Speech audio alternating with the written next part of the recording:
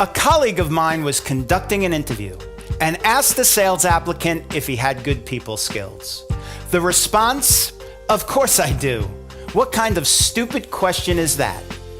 Smart people every day say and do stupid things.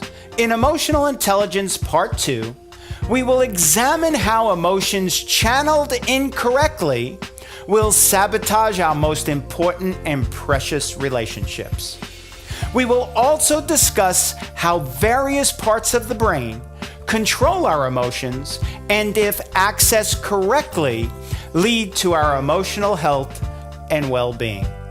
Years ago, a popular recognizable ad campaign was "This is your brain on drugs." A visual of an egg in a frying pan drove home this point.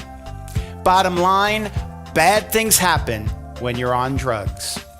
Well, experts today will tell you that your inability to control your emotions is like driving your car into a ditch. At the blink of an eye, you know you're in deep, deep trouble. So, where does this behavior originate? Much of our emotional ignorance is a result of the pressure and stress we encounter in our lives on a daily basis. The fact is that we are under more stress at home and at work than ever before. Our lives are filled with deadlines, hassles, frustrations, and demands. For many, stress and pressure is a commonplace thing and a way of life.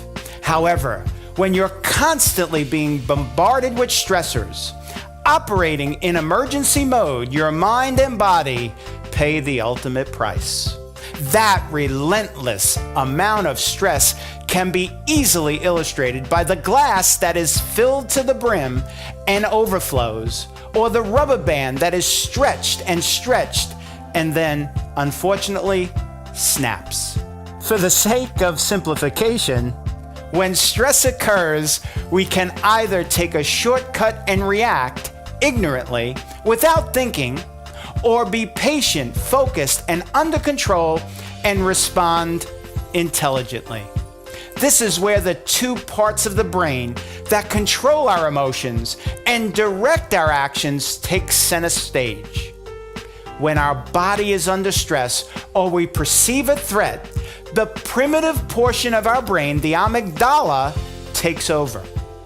The amygdala is like an imprecise shortcut or an alarm circuit that pumps hormones to our body, alerting us of danger.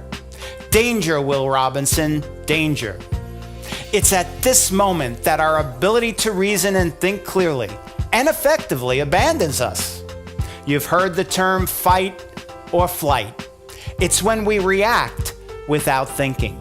Now understand, not all behavior directed to our body by the amygdala is bad. If used correctly, it's the trigger mechanism that helps you stay alert in an emergency situation, and the reason you slam on the brakes to avoid an accident or step back onto the curb to avoid a speeding car.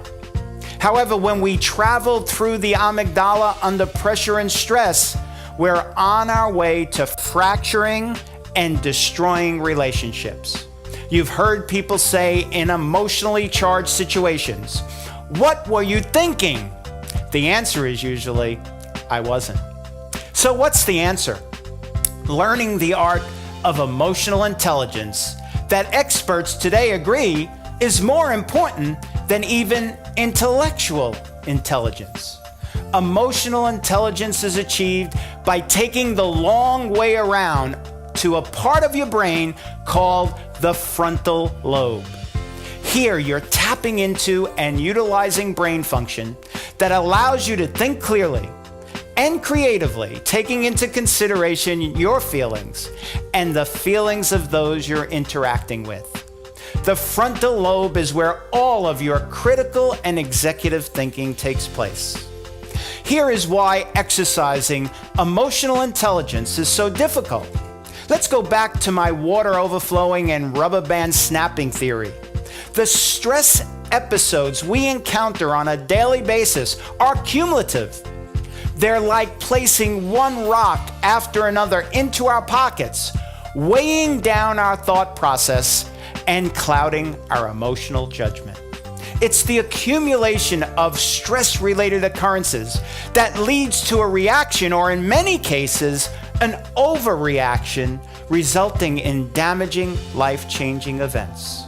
So how do we avoid the amygdala shortcut accessing the road less traveled, the frontal lobe? In the third and final part of Emotional Intelligence, I will share with you simple, easy to understand strategies and methods to become more emotionally intelligent. In closing, make no mistake about it, the ability to closely examine your emotions and thoughts before making decisions and responding will positively impact your life and the lives of everybody around you.